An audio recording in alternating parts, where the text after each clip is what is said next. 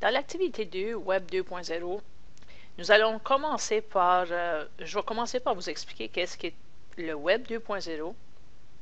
Pour vous présenter le Web 2.0, je vais parler du Web précédent, qui était le Web 1.0. Dans le Web 1.0, ce qu'on avait, la plupart du temps, c'est qu'on avait des pages web qui étaient statiques. Okay? Des pages web qu'il n'y a pas grand-chose qui change dans la page web à tous les jours ou même à toutes les semaines.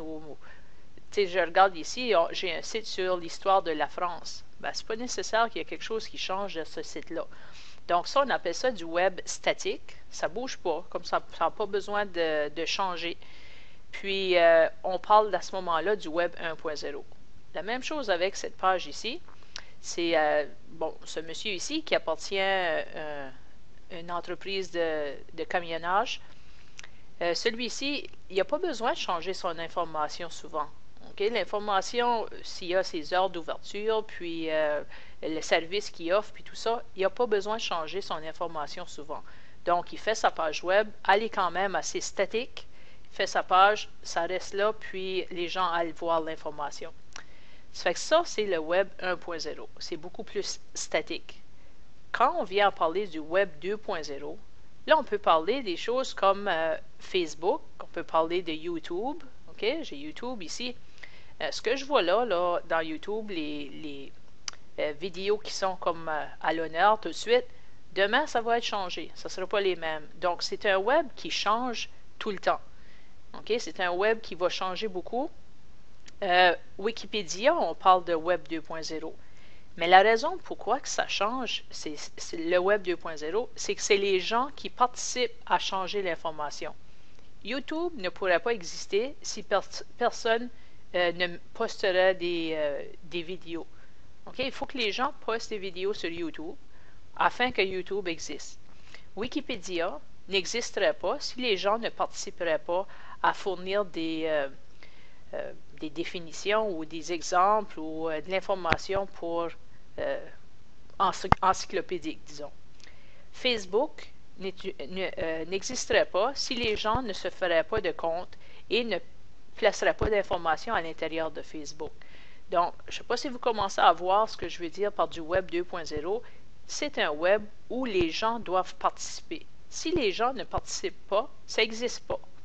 Donc, c'est vraiment un web qui a été composé pas par des personnes qui ont fait des pages web comme celle-ci.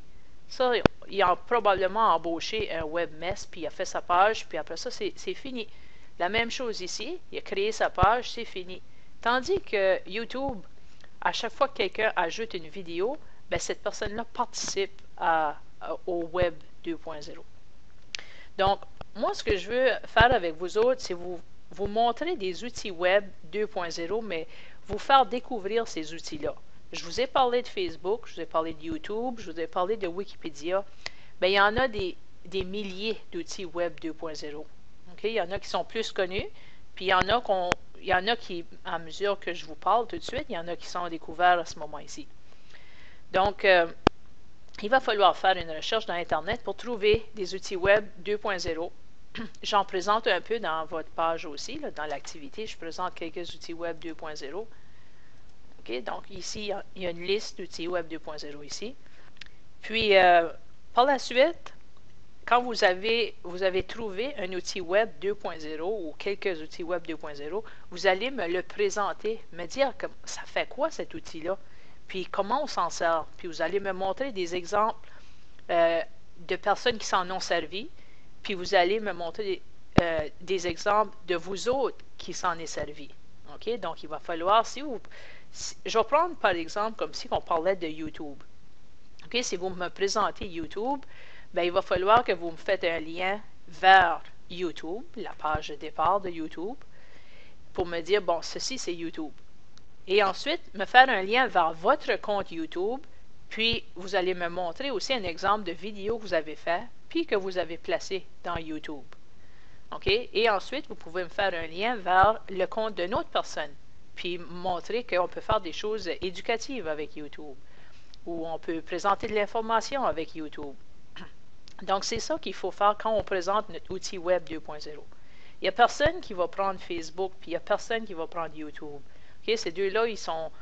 je ne veux pas que personne touche à ceux-là parce qu'il y en a des milliers d'autres. Donc, Facebook et YouTube, vous n'allez pas prendre ceux-là.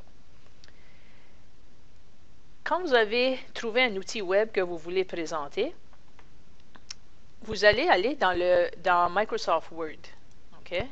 Si je vais dans Microsoft Word ici, puis je vais à Fichier, puis je vais à Nouveau, ici, je peux faire Billet de blog.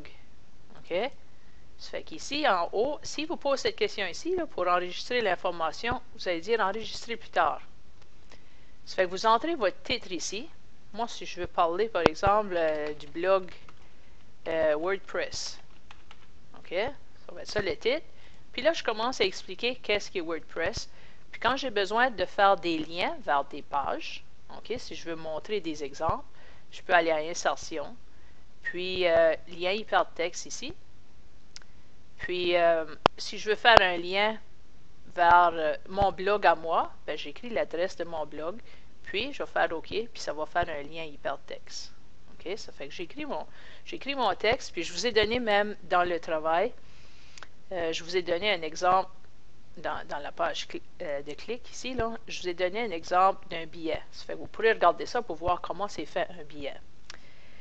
Pour parler maintenant d'identité numérique, quand vous faites des projets comme le projet Word que vous avez fait, la plupart du temps, ce projet-là va être enregistré sur probablement le serveur à votre école, puis à la fin de l'année, les techniciens vont l'effacer.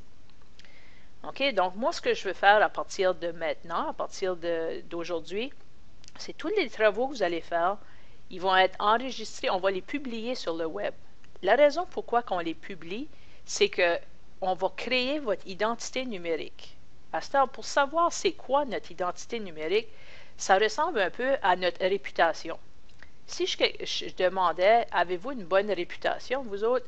Ben, une réputation, c'est qu'est-ce que les gens disent de vous autres. Mais de ces temps ici, là, les années où on est rendu, on a quand même une identité numérique. Ça veut dire, toutes les traces qu'on laisse sur Internet, ça fait partie de notre identité numérique. Si tout ce que j'ai, moi, c'est un compte Facebook, sur le web, je n'ai pas d'autre compte que ça, ça veut dire la seule identité numérique que j'ai, c'est les choses que je mets sur Facebook. Bon, ben l'identité numérique, c'est supposé nous aider ça dans le futur. Par exemple, vous autres, si vous voulez avoir un emploi quelque part, ça se peut que l'employeur mette votre nom sur Google, puis regarde, bon, c'est quoi qu'elle a fait cette personne-là? C'est quoi les traces qu'elle a laissées sur le web? Donc, si tout ce que vous avez, c'est Facebook, probablement que ça ne vous aidera pas à avoir une job, OK? Dépendant quoi que vous postez. Mais avec les travaux que vous allez faire, moi, je vais vous faire utiliser beaucoup de différents outils web 2.0. Ça fait que ça va vous aider à créer votre identité numérique. Ça fait que quand l'employeur va mettre votre nom dans Google, disons, il va pas seulement ressortir des choses qu'il y a sur Facebook, il va sortir d'autres choses qui sont plus positives. Ça fait que moi, je vais vous aider à créer votre identité numérique pour qu'elle soit positive. Parce que souvent sur Facebook, ce qu'on met là, c'est pas très positif. Puis on devrait y faire attention aussi.